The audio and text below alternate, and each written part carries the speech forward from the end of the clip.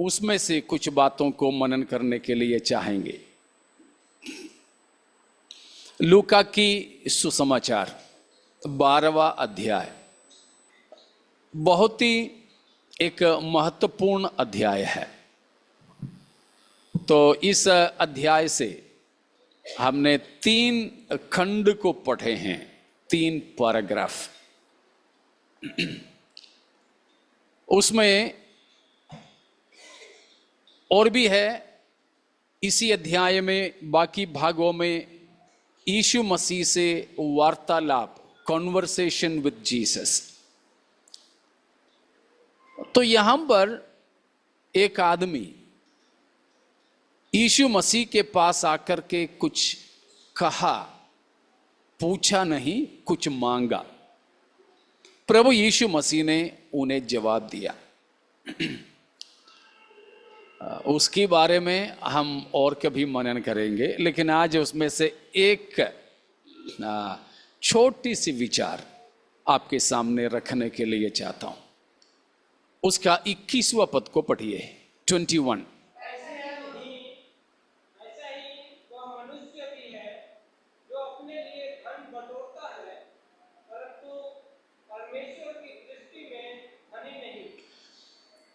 परमेश्वर की दृष्टि में धनी नहीं। In English,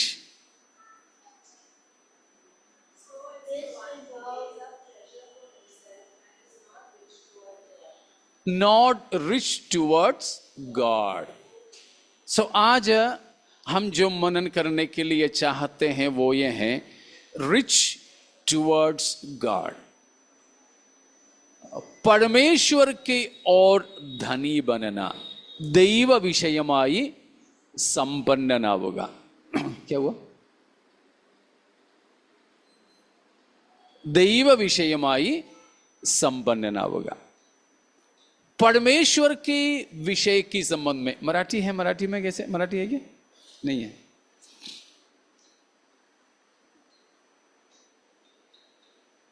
Ashwini sister Marathi में, या फिर कोई भी मराठी में कैसे दिया है 21? जो कोणी स्वतःसाठी द्रव्य संचय करतो व देवविषयक बाबतीत धनवान नाही, तो तसाच आहे देवविषयक बाबतीत।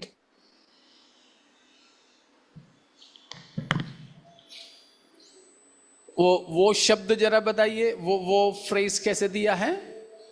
देवविषयक बाबतीत धनवान नाही, दैव विषय भांति धनवान बनना। देवविषयक बाबतीत। ठीक है, वो मुझे नहीं मिल रहा। ठीक है, आपको समझ में आ गया ना? मेरे ख्याल से हिंदी से थोड़ा सा और अच्छा है। ईश्वरीय विषय में हम धनी बन जाएं। ठीक है, रिच टुवर्ड्स गॉड। तो कई प्रकार की धनवान की स्थिति है, कई रीति में हम धनवान बन सकते हैं। कुछ लोग पैसे में धनवान हैं, मतलब यहां धन का मतलब केवल रुपया ही नहीं। Wealth is not only counted in money. जो संपत्ति है या धन है वो केवल रुपया से ही नापा नहीं जाता। कई रीति में धनवान होते हैं। बहुत पैसे वाले भी कई बातों में कंगाल हो जाता है, होता है ना?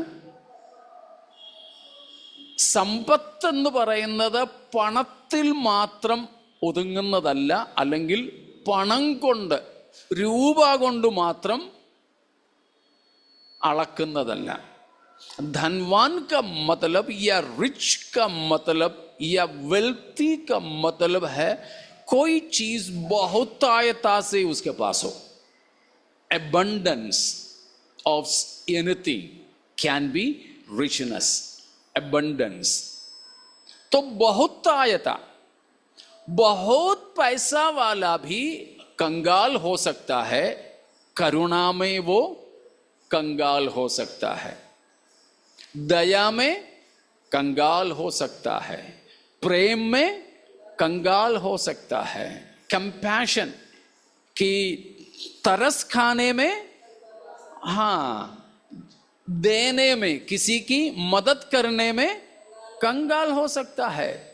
पैसा है, पैसा है, पैसा का बहुत धनवान है, लेकिन बाकी सारी चीजों में कंगाल है, कंगाल है। तो इसीलिए धनवान का मतलब केवल पैसा वाला ही नहीं है, वो केवल एक ही चीज है। धन या धनवान की स्थिति में वो केवल एक ही मुद्दा है, एक ही बात है। बाकी यहां बताया रिच टुवर्ड्स गॉड, ईश्वरीय विषय में धनवान होना, ईश्वरीय विषय में धनवान होना।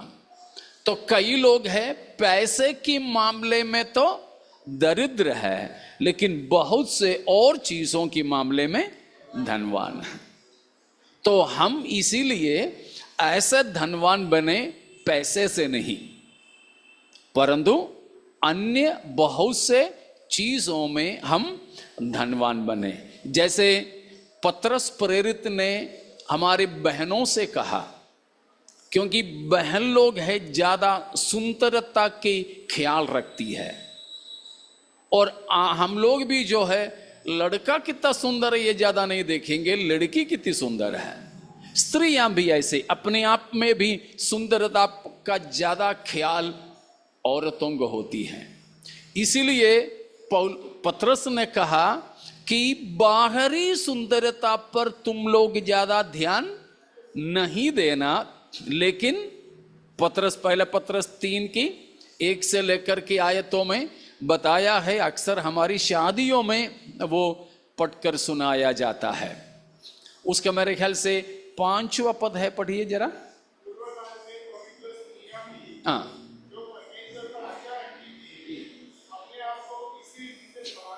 हाँ, उससे पहले है मेरे ख्याल से। हाँ जी,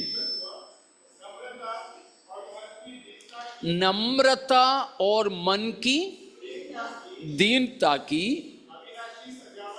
अविनाशी सजावट से सुसज्जित रहें। देखा, अक्सर लोग सुंदरता किसको देखते हैं, कहां देखते हैं? बाहर, बाहर। तो यहां बताया कि ऐसा नहीं है। बाहरी तौर पर आप सुंदर नहीं भी है तो भी आप अंदरूनी तौर पर सुंदर हो सकती है। इसीलिए पतरस ने बताया कि स्त्रियां सजावट जो करें वो अंदरूनी तौर पर हो, स्वभाव, पवित्रताई, मन की सुंदरता। उसी प्रकार यहां बताया है लूका में कि हमें पैसों में नहीं धनवान बनना, परंतु अन्य बहुत से चीजें जिसमें हमें धनवान बनना चाहिए। पैसे में हम कंगाल हो, पैसे में हम दरिद्र हो चलेगा, लेकिन और कई बातें हैं जिसमें हमें बहुतायता रखना है, धनी रखना है, वेल्थ हमें होना चाहिए।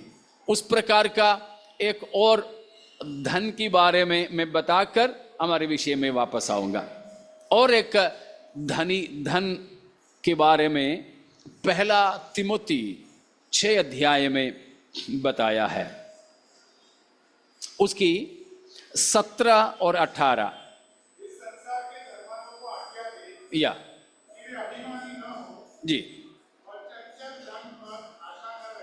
या 1 തിമോത്തിയോസ് 6 അധ്യായത്തിന്റെ 17 16 है ना, 16 है ना? हाँ ठीक है, पढ़िए जी।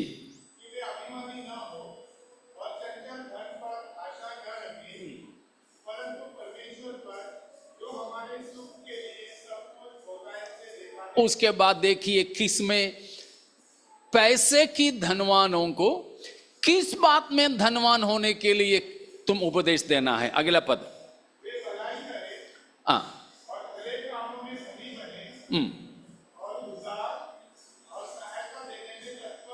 हाँ,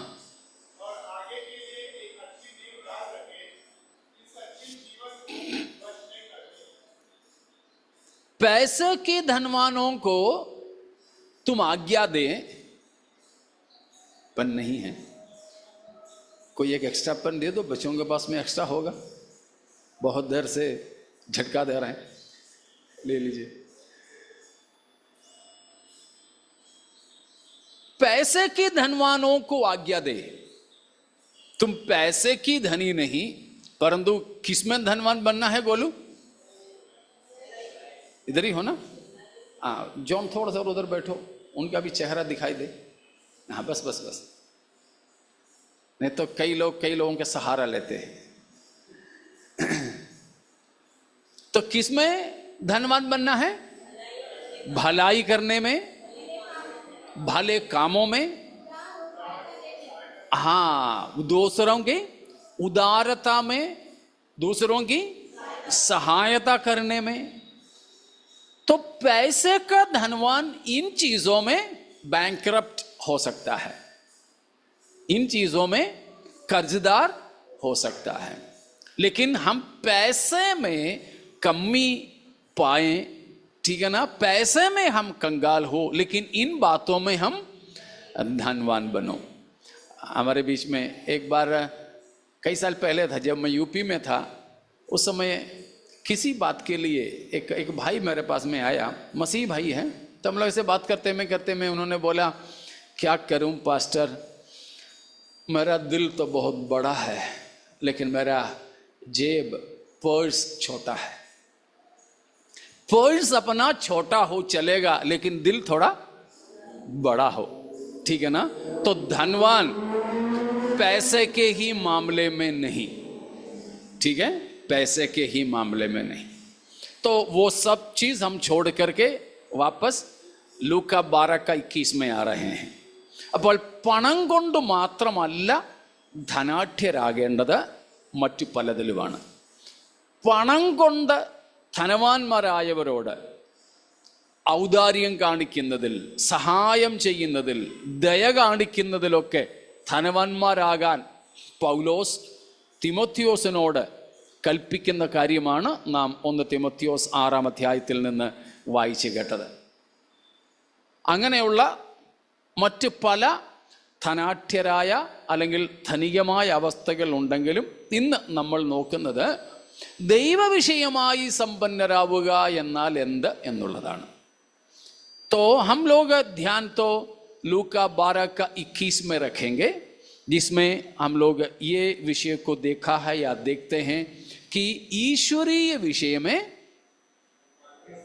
धनवान बनो। यहां एक धनवान है, 16वां पद से लेकर एक धनवान है। किसमें धनवान है? वो पैसे में धनवान है। फिर जमीन, वो जमींदार है, जमीन में धनवान है। फिर उपज में, ठीक है, उसमें धनवान है। फिर डिपॉजिट और इन्वेस्टमेंट में धनवान है। तो इन सारे चीजों में धनवान है यहां पर ये आदमी जो। और एक धनवान के बारे में हम लोग 13 से 13-14 में पढ़ते हैं। वो धनवान जवान है, यीशु मसीह के पास आकर के बोला, मेरे भाई से बताओ, क्या बताना कृपा? बंटवारा कर ले। मेरा भाई से बताओ, हमारे संपत्ति बांट ले, बंटवारा कर ले। पापा मर गया कि नहीं पता नहीं, ठीक है ना, पापा मरने के बाद ही तो बंटवारा होता है, पता नहीं ये जेठा पुत्र है या छोटा है पता नहीं, ये बड़ा बेटा है कि छोटा बेटा, वो भी कुछ पता नहीं, वो सब हम दूसरे किसी समय में देखेंगे। तो यहां 2 धनवान इसी भाग में हैं। पहला धनवान बंटवारा के लिए यीशु मसीह के पास में आया, लेकिन मसीह ने उसको ठुकरा करके भेजा। और दूसरा धनवान पैसे में, जमीन में, उपज में और जमा करने में, इन सारी चीजों में धनवान है। तो इन दोनों धनवानों को प्रभु यीशु मसीह अपने चेलों के सामने पेश किया। उसके बाद हमसे कहा कि इन मामलों में धनवान बनने की तुम कोशिश ना करो। पैसे के मामले में, सांसारिक मामले में धनवान बनने की हम कोशिश ना करें। करते हैं हम लोग? चाहते हैं हम? हाँ जी। ലോകപ്രകാരമുള്ള പണം കൊണ്ട്, വസ്തുവകകൾ കൊണ്ട്, സമ്പാദ്യം കൊണ്ട് ധനവാന്മാരാകാൻ നിങ്ങൾ ശ്രമിക്കരുതെന്നാ കർത്താവ് പറഞ്ഞേ. അങ്ങനെയുള്ള ആഗ്രഹം നമുക്കുണ്ടോ? अजी ऐसा इच्छा हमें है कि सांसारिक तौर तरीके से धनवान बनने का? आप मुझे बताइए, आपको ज्यादा डर गरीबी से है या संपत्ति से है? हाँ जी, सच में डर किससे लगता है अभी तक जी? गरीबी से, है ना? ज्यादातर लोगों को। क्यों सुरजीत भाई? सच में तो ज्यादा पैसा मिले तो डर लगता है, और जब पैसा नहीं होते तो डर नहीं लगता, खुश हो जाते हैं। वे ना सही है, घबराहट तो नहीं है ना उस समय? हमें होना चाहिए डर किससे? किससे? संपत्ति से। डर नहीं होना चाहिए हमको गरीबी से, लेकिन हमको अक्सर उल्टा होता है। और दूसरी चीज, हमारी इच्छा क्या रहता है? गरीब रहने के लिए कि धनी बनने के लिए? अब बताइए।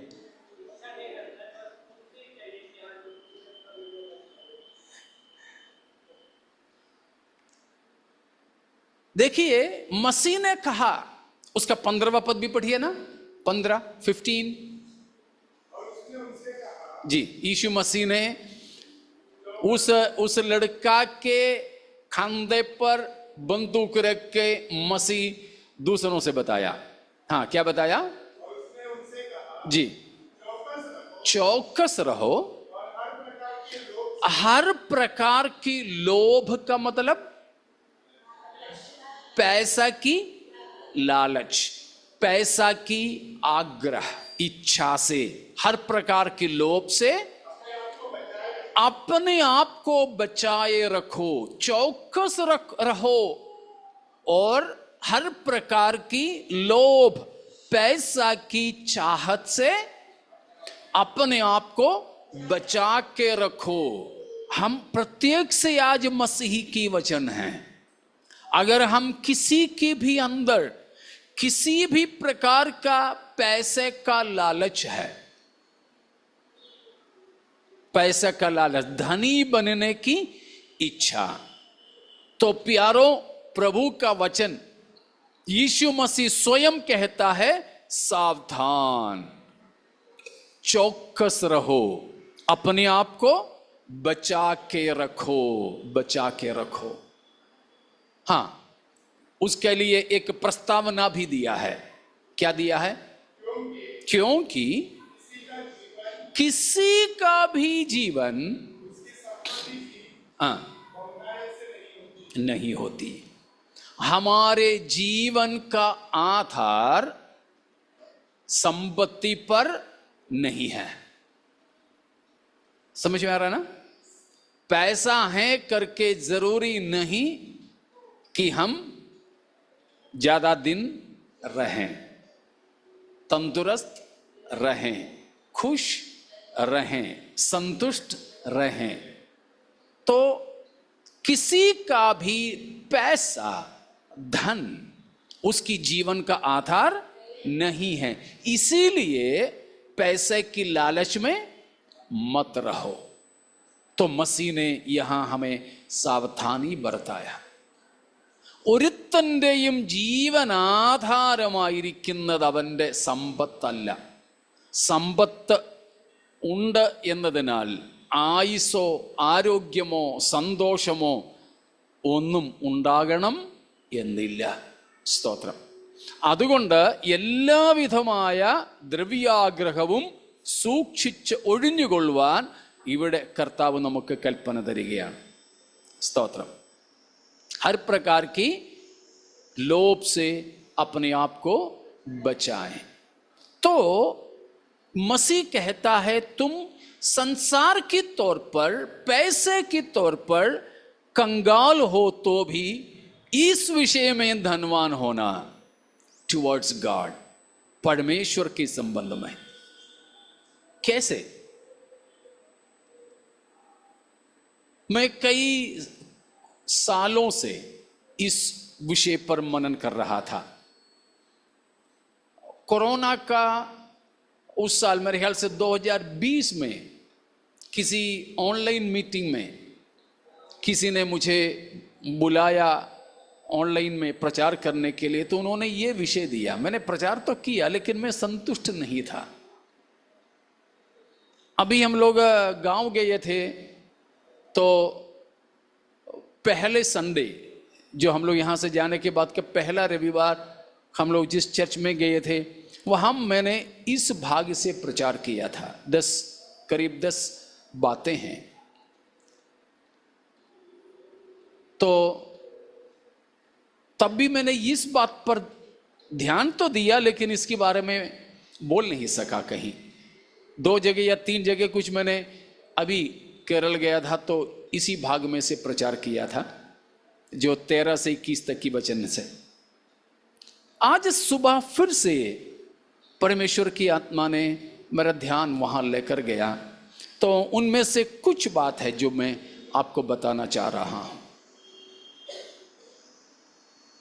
क्या है परमेश्वर के संबंध में धनवान होने का मतलब? Rich towards God. कैसे, क्या है? उसमें पहली बात अभी जो हमने देखा वही चीज कि सांसारिक धन की लालच में ना रहना. Not be greedy for the material things. सांसारिक चीजों की, भौतिक चीजों की चाहत में, लालच में, ठीक है ना, उसकी प्यास और भूख में नहीं रहना. धनवान, सांसारिक तौर पर धनवानों का एक चाहत रहता है उसको और भी अपनी संपत्ति के साथ में बढ़ाना है. धनवान कभी भी संतुष्ट होता है क्या? नहीं, उसको और बढ़ाना और बढ़ाना. इसीलिए वो हमेशा इसी ताक में रहता है कि कैसे मेरी संपत्ति को बढ़ाऊं. उसी की सांसारिक चीजों की भूख और प्यास में रहता है. लेकिन ईश्वरीय विषय में धनवान, उसको क्या नहीं होगा? सांसारिक चीजों की भूख और प्यास नहीं होगा. उल्टा उसको किसकी भूख होगा? क्यों सिमरन? उसको फिर किस चीज का भूख होगा?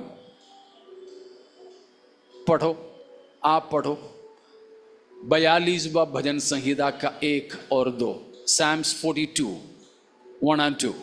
सिमरन पढ़ो जल्दी जल्दी.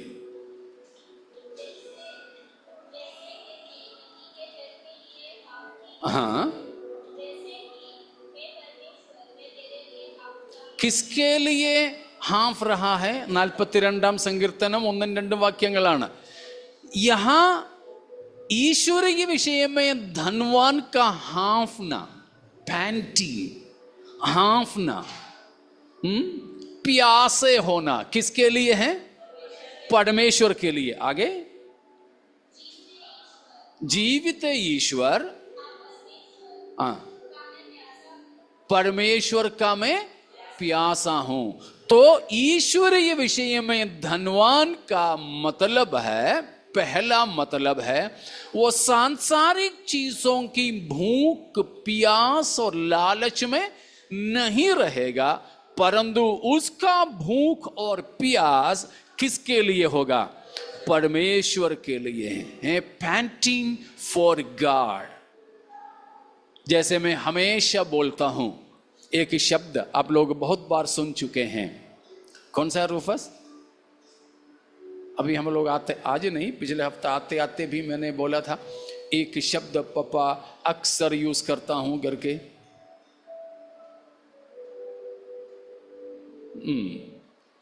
अनक्वेंचेबल क्वेस्ट। याद है? अनक्वेंचेबल क्वेस्ट। ऐसा प्यास जो कभी बुझाया नहीं जा सकता। जितना भी पानी पियो और भी प्यास बढ़ता जाएगा। ऐसा एक प्यास हमें किसके लिए होना चाहिए? परमेश्वर के लिए। अगर हम ईश्वरीय विषय में धनवान हैं तो उसका मतलब पहला हो गया, सांसारिक चीजों की भूख और प्यास नहीं होंगे। शारीरिक सुंदरता का भूख, पैसे का भूख, कुर्सी यानी अधिकार का भूख, और सम्मान, मान सम्मान का भूख और प्यास, ये कुछ भी नहीं होगा। ये कुछ भी नहीं होगा। लेकिन वो उसका प्यास और भूख केवल परमेश्वर परमेश्वर परमेश्वर, यही बात होगी। क्या प्यारों, हमारे अंदर किसके प्रति ज्यादा भूख है? किसको पाने का ज्यादा भूख है हमारे अंदर? परमेश्वर को या परमेश्वर से? परमेश्वर को या परमेश्वर से? क्यों अभिषेक जी? हमें किस रीति में धनवान बनना है? ईश्वरीय विषय में। ठीक है। दूसरी बात, दूसरा मतलब, उसके लिए मैं आपको 22 से लेकर के पदों में लेके जाना चाहूंगा। इसलिए हमने वो सारे भाग पढ़े थे 22 से। देखिए उसका 22वां वचन 22, लोग 12:22, या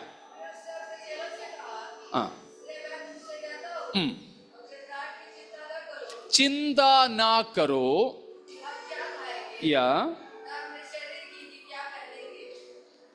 वह हम पर बताया, मना किया है। किसके लिए मना किया? चिंता करने के लिए मना किया है। अब उसकी 29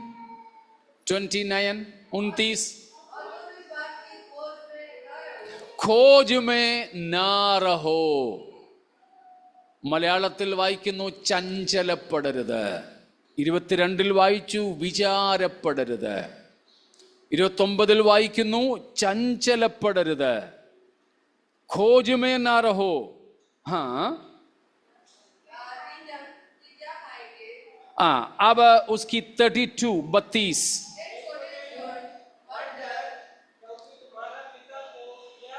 एक और बार शुरुआत में पढ़ो. मत डर, भयपड़रुद. 3 मनाई. क्या क्या चीज मना कर दिया गया? चिंता करने के लिए मना है, खोज में लगे रहने के लिए मना है, डरने के लिए मना है. वो वचन हमने पहले भी कुछ हफ्ता पहले मनन किए थे, याद होंगे शायद. वो लोगों को याद है? नहीं. तो ईश्वरीय विषय में धनवान होने का दूसरा मतलब है सांसारिक जरूरतों के लिए भी चिंता ना करना, खोज में ना लगे रहना और डरना नहीं. फिर क्या करें? उसका दूसरा पहलू में क्या करें?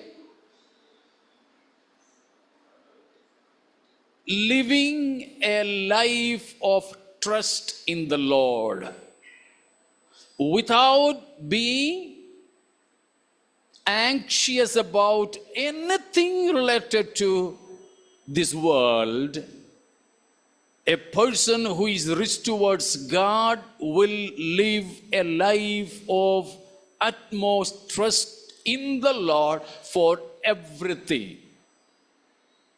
Everything. ईश्वरीय विषय में धनवान का दूसरा पहचान है कि संसार की किसी भी बात के लिए चिंता ना करेंगे, डरेगा नहीं, सांसारिक किसी चीज में डगमगाएगा नहीं, परंतु वो परमेश्वर पर संपूर्ण आसरा और भरोसे का जिंदगी बिताएगा, चाहे सामने कुछ भी हो जाए।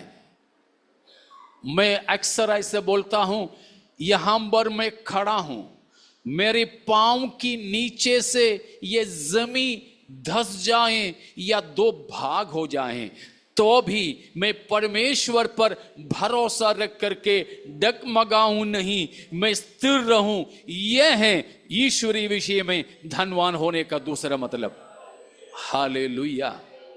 നാം പാദമൂന്നി നിൽക്കുന്ന പ്രതലം നമ്മുടെ കാൽപാദങ്ങളുടെ കീഴിൽ നിന്നും പിളർന്നു മാറിയാലും ചഞ്ചലപ്പെടാതെ, വിചാരപ്പെടാതെ, ഭയപ്പെടാതെ ദൈവത്തിൽ പൂർണ്ണ ആശ്രയത്തോടെ കാത്തിരിക്കുന്ന, ജീവിക്കുന്ന ജീവിത ശൈലിയുടെ പേരാണ് ദൈവവിഷയമായി സമ്പന്നരാവുക। हालेलुया।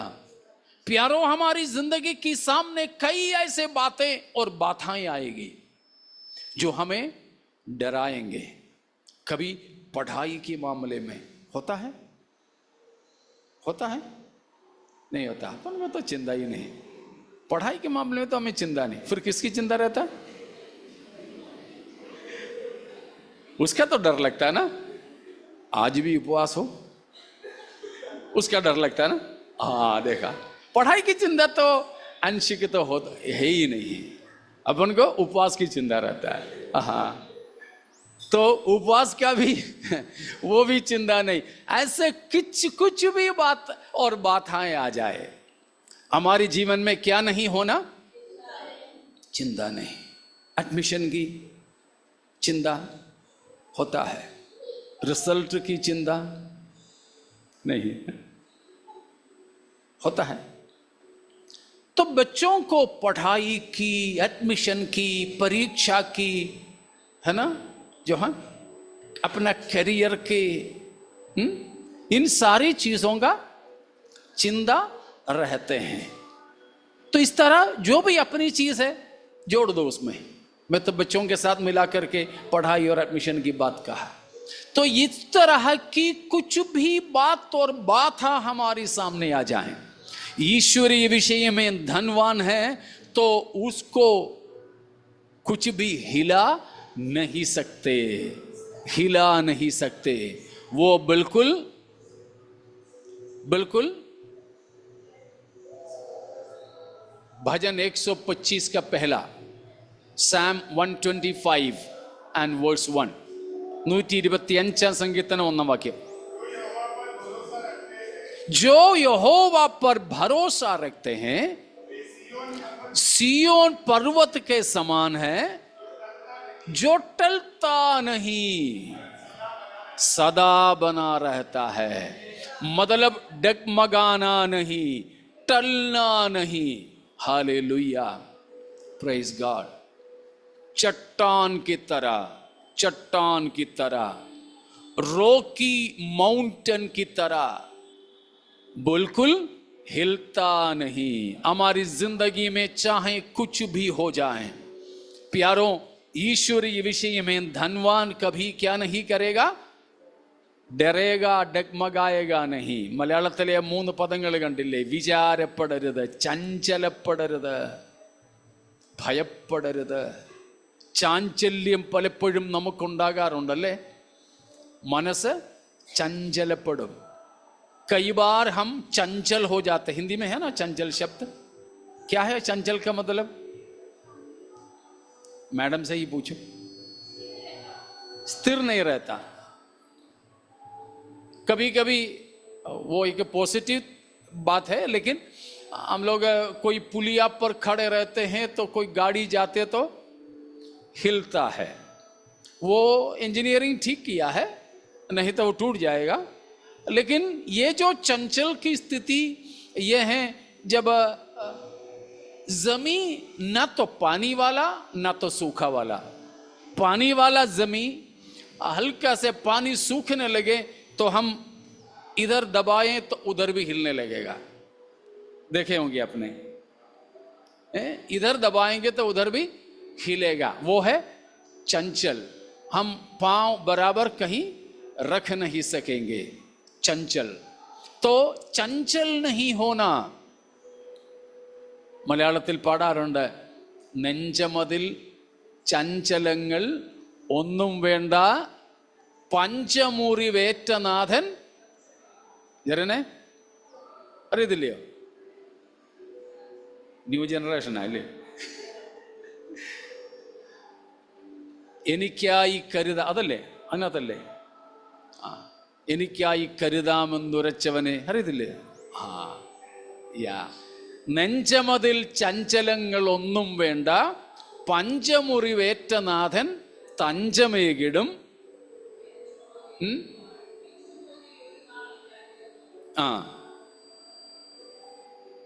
അറിയത്തില്ലേ? ബാക്കി മറന്നുപോയി. സ്തോത്രം. मतलब हम कभी भी चंचल नहीं होना, चंचल नहीं होना। ठीक है, तीसरी बात, समय हमारे पास कम है तो मैं आगे बढ़ूं। तीसरी बात, ईश्वरीय विषय में जो धनवान है, he will live a life of complete or perfect contentment. एक ईश्वरीय विषय में धनवान का तीसरा पहचान है, वो संतोष सहित जिंदगी बिताएगा। उसका जिंदगी कैसा होगा? क्या संतोष का मतलब? पड़ोसी वाला संतोष जी? संतुष्ट रहना, संतुष्ट रहना। उसके पास चिंता नहीं, डगमगाता नहीं, पैसे की खोज में नहीं, फिर जिस स्थिति में प्रभु ने उसे रखा है उसी स्थिति में वो संतुष्ट है। पहला तिमोथियुस 6:6, फर्स्ट तिमोथी 6:6।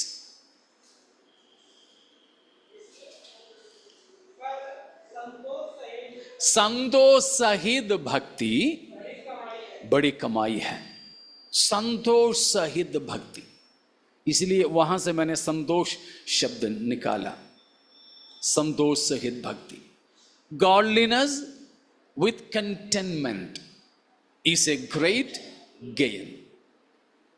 सो ईश्वरीय विषय में जो धनवान है वो चिंता नहीं करेगा, उल्टा भरोसा भी करेगा। भरोसा ही नहीं परंतु वो कैसा भी जिंदगी बिताएगा? संतुष्टि के साथ, कंटेनमेंट के साथ। बस बस बिल्कुल संतोष, संतुष्टि। अब संतोष होने के लिए कितना मिलना चाहिए, क्या क्या होना चाहिए? कितना BHK का रूम हो, घर होना, कितने स्क्वायर फीट का होना चाहिए? क्यों ममता? 1 RK में संतुष्ट नहीं, 1 BHK में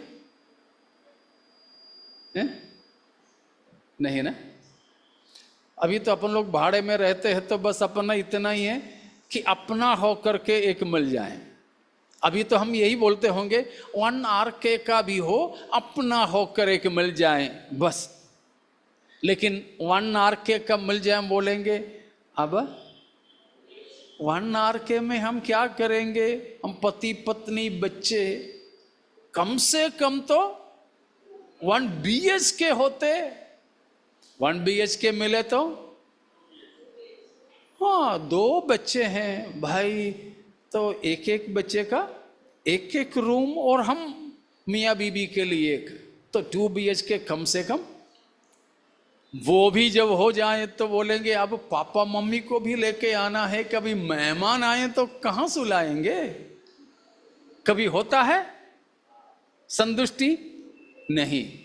जॉन फिर कितने में संतुष्ट होना चाहिए?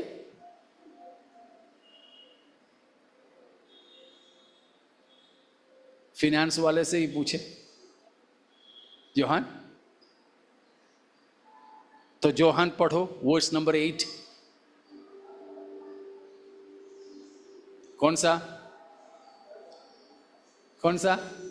लोक नहीं, 1 तिमोथी 6 वर्स 8। 6 वर्स 6 हमने पढ़े, उसमें कहा कि संतोष सहित भक्ति बड़ा कमाई है। कितने में हम संतोष हो जाएं? 8वां पद। ओहो, कितने में कंटेंट होना चाहिए? If you have food and clothing, खाने के लिए और पहनने के लिए हो तो उतने में।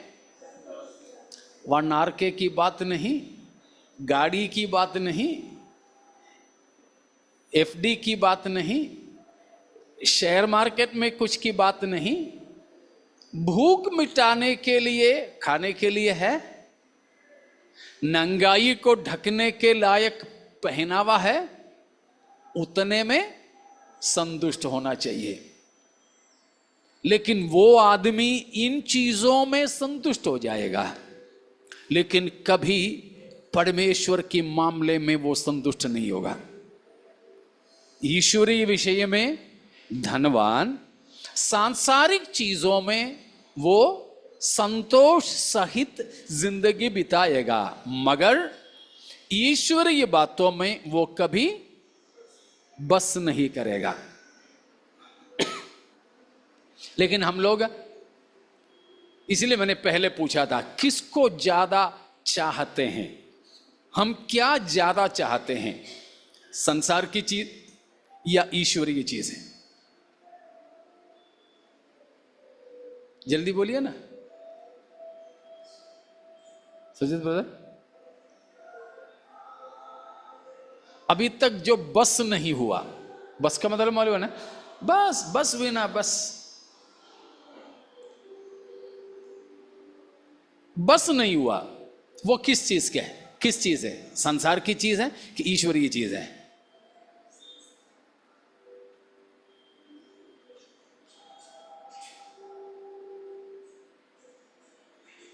बोलना नहीं पता? क्यों रोहन? क्या बोलूं ना?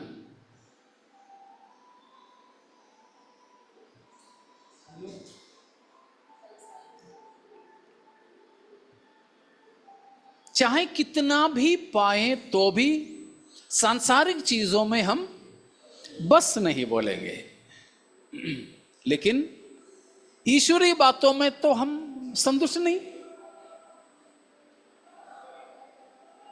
मैंने यीशु मसीह पर विश्वास किया, बपतिस्मा लिया, चर्च जाता हूं। आप लोग जाती बोल रहे ना, ठीक है ना? जाता हूं, दान दशवांश बराबर देता हूं, और कोई खास ऐसा कोई पाप तो नहीं करता। आपका रोमाल, शायद रोमाल है ना नीचे? ऐसे कुछ नहीं करता हूं। हाँ बिल्कुल। पूछते हैं कैसे हो सुरजीत भाई, आत्मिक जीवन अच्छा है? कैसे अभिषेक, आत्मिक जीवन ठीक है ना? क्यों Johan? Content enough with the spirituality, the current spirituality? क्यों गुड्डू? संतुष्ट है ना आत्मिक जीवन से? अभी चर्च की सेक्रेटरी भी है तो फिर बहुत ही ज्यादा संतुष्ट है ना जोशी? नाइट ड्यूटी के बाद भी मैं ऑनलाइन में भी हो तो थोड़ी देर बैठ जाती हूं, तो अच्छी बात है ना, संतुष्टि।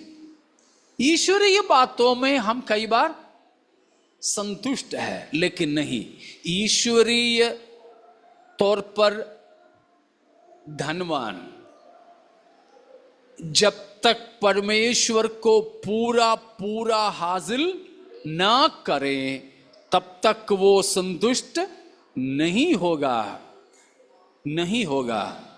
जैसे कल सुबह की मीटिंग में भी मैंने बोला था कि एक उद्धार पाया हुआ व्यक्ति देह में रहते समय जितना पवित्र बन सकता है उतना पवित्र जब तक ना बने तब तक हम संतुष्ट नहीं होना। लेकिन हम तो बहुत संतुष्ट हो जाते हैं, इतना बहुत ज्यादा हो गया ना। हाँ, मेरे जैसे और मेरे से पहले भी बपतिस्मा लिए हुए लोगों को देखो, मैं तो बहुत अच्छा हूं, है ना आशीष? संतुष्टि तो अपने आप में आ जाता है, ए सेल्फ सैटिस्फैक्शन। नहीं, ईश्वरीय विषय में धनवानों के अंदर कभी भी आध्यात्मिक विषयों में क्या नहीं आएगा? संतुष्टि नहीं आएगा।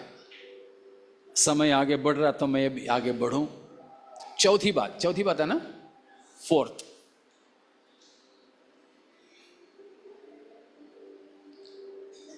लूका 12 में वापस चलेंगे हम। वापस जाकर के उसकी 33वां पद 33 को पढ़िए। हाँ हाँ हाँ, या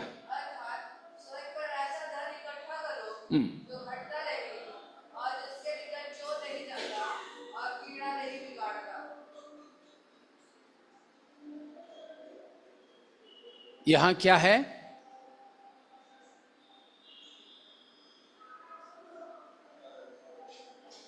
कौन है ईश्वरीय विषय में धनवान?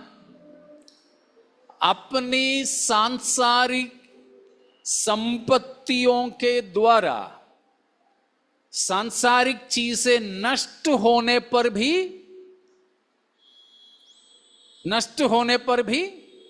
चिंता नहीं करता, नष्ट करने में भी पीछे नहीं हटता।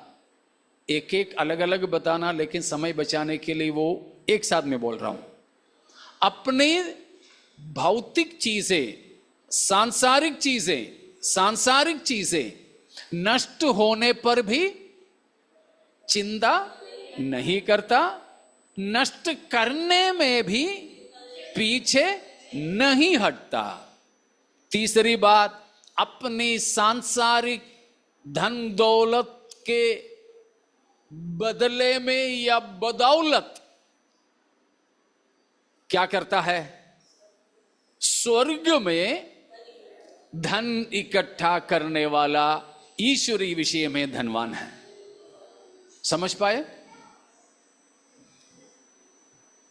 ദൈവവിഷയമായി സമ്പന്നൻ നാലാമത്തെ അർത്ഥം, ഭൗതിക സമ്പത്തുകൾ നഷ്ടപ്പെട്ടാലും ആകുലപ്പെടാത്തവൻ, ഭൗതിക നന്മകളെ സ്വയം നഷ്ടപ്പെടുത്താൻ മടിക്കാത്തവൻ. 3, ഭൗതിക സമ്പത്തുകൾ കൊണ്ട് നിത്യതയിൽ നിക്ഷേപം സ്വരൂപിക്കുന്നവൻ. ഇവനാണ് ദൈവവിഷയമായി സമ്പന്നൻ. 3 കാര്യങ്ങൾ അതിനകത്തുണ്ട്. എന്തൊക്കെയാ? ഭൗതിക നന്മകൾ നഷ്ടപ്പെട്ടാലും ആകുലപ്പെടത്തില്ല, നിരാശപ്പെടത്തില്ല. 2, മനഃപൂർവമായും അവൻ എന്ത് ചെയ്യും? ഭൗതിക നന്മകളെ നഷ്ടപ്പെടുത്താൻ തയ്യാറാകും. 3, അവൻ ഭൗതിക നന്മകളെ വെച്ചു മാറും, എക്സ്ചേഞ്ച് ചെയ്യും. എന്തിനു വേണ്ടി? നിത്യതയുടെ निक्षेपങ്ങൾക്ക് വേണ്ടി. समझ में आया? कौन है ईश्वरीय विषय में धनवान? चौथी बात, भौतिक चीजें खो जाएं तो भी उसको निराशा। अभी आते आते में ऑटो वाला ने अगर 5 रुपये हमें वापस नहीं किया शायद उसने हड़प लिया, लेके गया, झूठ बोल के शायद लेकर गया, नहीं तो देने की उसमें रह करके चला गया। प्रार्थना में भी आ जाए तो भी चिंता सा वही है, वो 5 रुपया। तो वो ऑटो वाला, उसका नंबर क्या था, ऐसे नहीं देना चाहिए था। अब जब भी ऑटो में चढ़े तो जरूर उसका नंबर नोट कर लूंगा। यही चिंता रहता है। कितना रुपया गया होता है। भौतिक वस्तु नष्ट हो जाए तो निराश हो जाते हैं। और दूसरा, लेकिन ईश्वरीय विषय में धनवान निराश नहीं होगा। गया जाना तो, और वो खुद ही क्या करेगा, आनंद के साथ अपनी संपत्ति को खोने देंगे। और वो भी किस बात के लिए,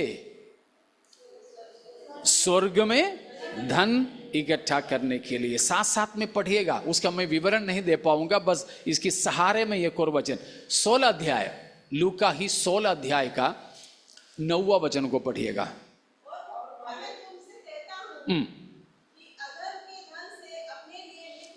अधर्मी धन से अपने लिए मित्र बना लो,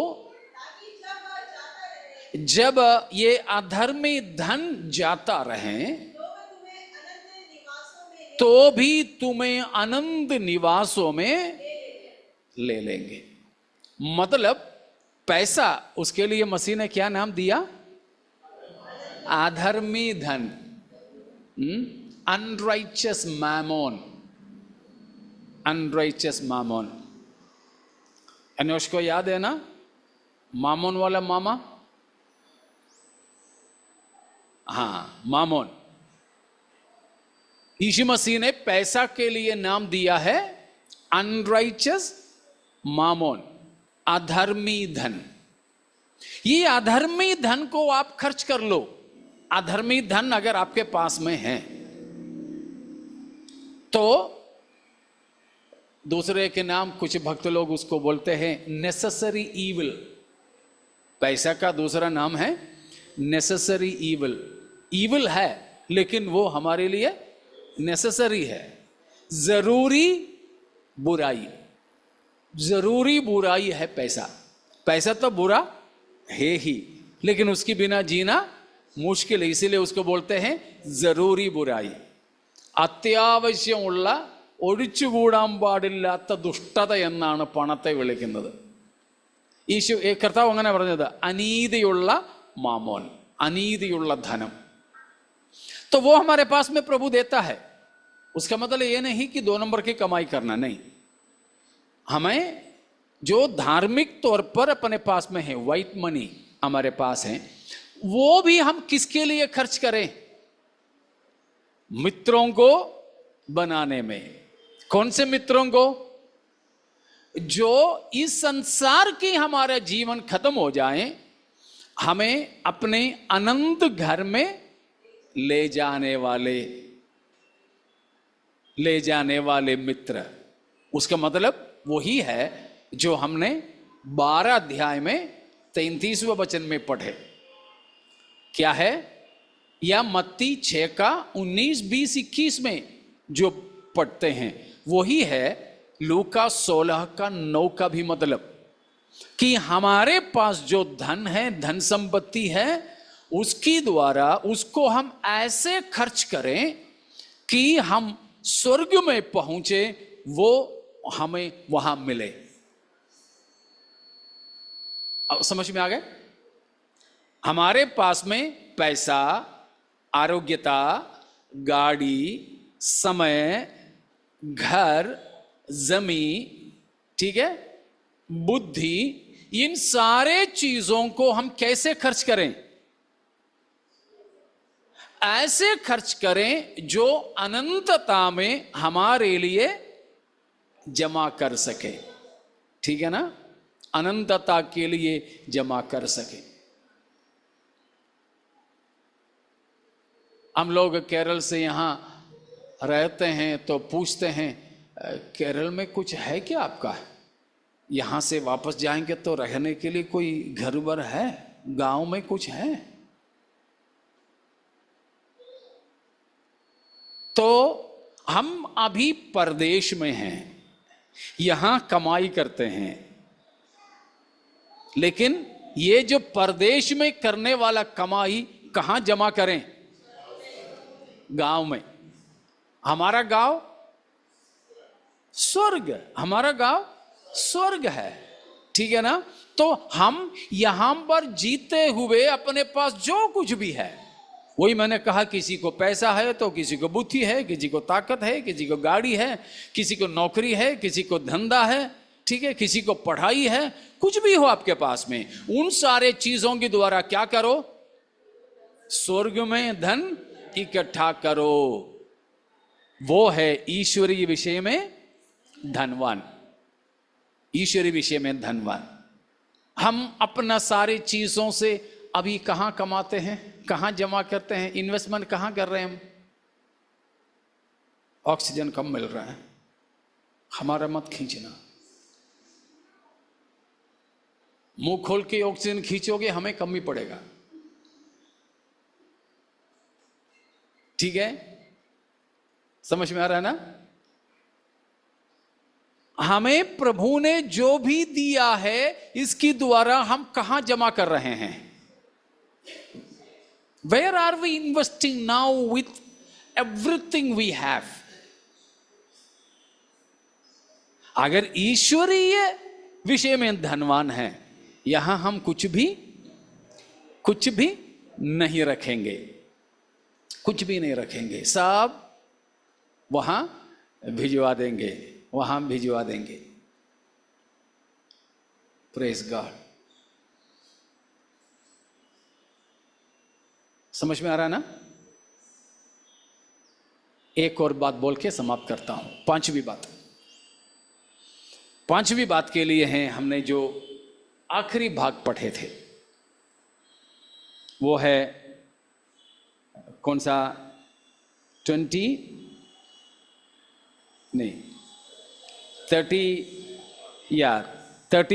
से 40 तक है। वो पूरा पढ़ने के लिए हमें समय नहीं है, लेकिन वहां पर बताया, उसकी 37 को पढ़िए। हाँ, या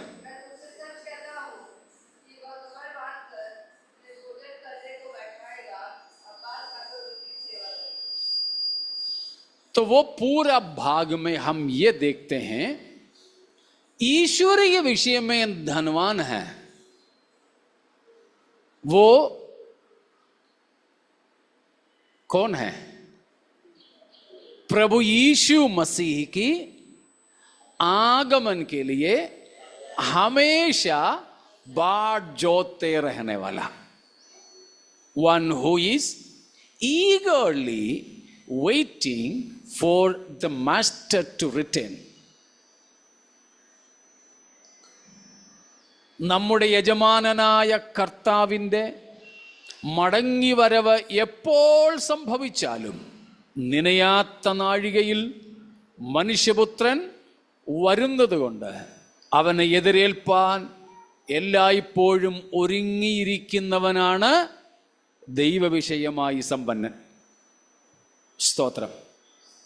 वहां पर मसीह ने कहा, एक दृष्टांत, कोई स्वामी चला गया कहीं, कब आएगा मालूम नहीं, दास को ठहरा करके गया, लेकिन ऐसा दास जागता रहता है, चाहे किसी भी पहर में स्वामी आ जाए, ठीक है ना, किसी भी पहर में स्वामी आ जाए तो भी क्या करें?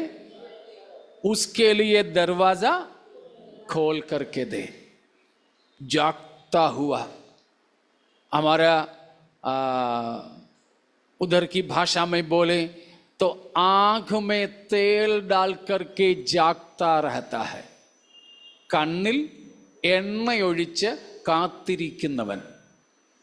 सोनेरा, नींद आ रही है लेकिन सो नहीं रहा है।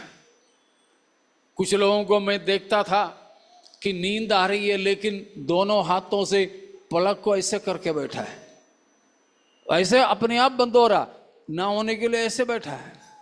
हमारे चर्च में थे ये, ममता लोगों की चर्च में ऐसे कुछ बच्चे थे, बच्चे क्या जवान बच्चे लोग थे, ऐसे बैठते थे रात की मीटिंगों में। और कुछ लोग हैं नींद नहीं आने के लिए बाल्टी में पानी लिया है और पैर, नंगा पैर बाल्टी में डुबा के रखा है ना सोने के लिए। कुछ पहरुए हैं, कुछ चौकीदार हैं, ना सोने के, नींद आ रही, बैठेगा तो नींद आएगा, इसीलिए वो घूमता रहता है। हम लोग जब लंबे दूरी में और रात वगैरह में भी गाड़ी चलाते हैं तो पेट भर के खाना नहीं खाते, पेट भर के खा लिया तो नींद आ जाती है, इसलिए भूखे रह जाते हैं। अभी भी हम लोग जो गए थे, भूख तो हो रहा था, खाना भी रखे थे, ये लोग दे भी रहे थे, मैंने बोला नहीं चाहिए मुझे, शायद पेट भर जाए तो नींद आ जाए।